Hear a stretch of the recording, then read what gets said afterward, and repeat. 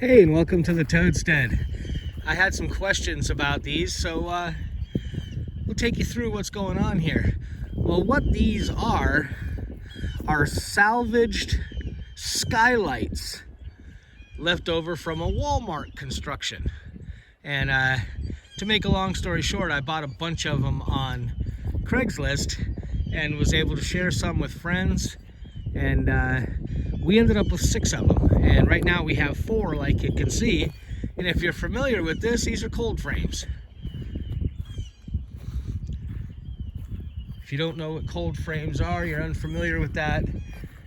To make it easy, you can plant things in here, and in our winters you can cover these where they can still get some sun.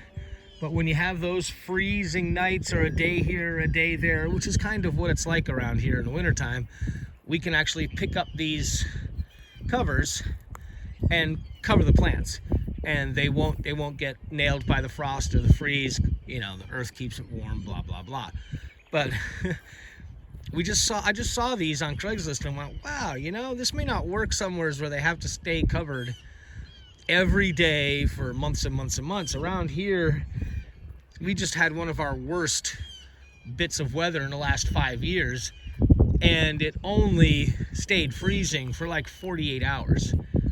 So we're hoping, and it's real simple. These are nothing but 2x12s put together, screwed together. I've got some of the galvanized corner bits in here to keep it strong.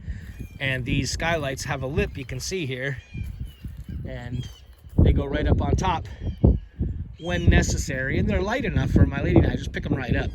A couple of kids can actually pick this up and move it over, and we just stack them right here when we're not using them.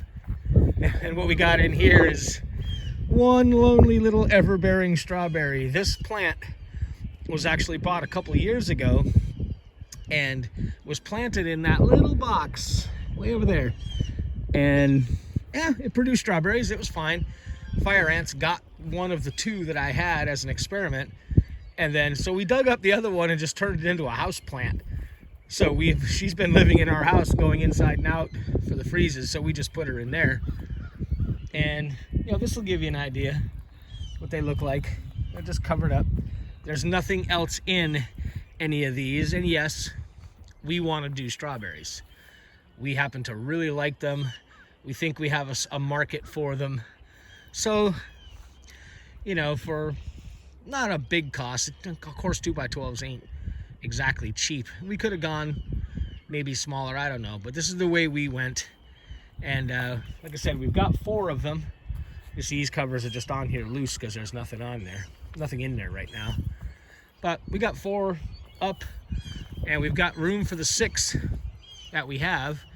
And if this turns out to be, you know, any kind of successful, then we'll start filling them up with strawberries, and we may even use these to sprout some other plants later on.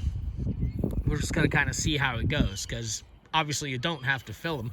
What we did to save a bit of soil is we have all this mulch, and we filled them about halfway. Like I said, they're 2x12s, so they're set down into the ground level. And we filled them about halfway with that mulch. And then we found a fantastic deal on some screed topsoil that we had delivered.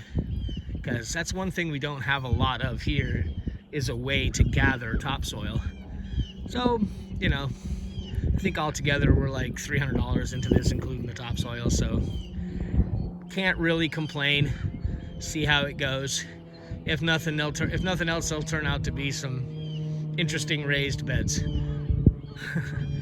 But that's our version of a cold frame. We'll see how it works out. Thanks for coming along, and we'll see you next time around.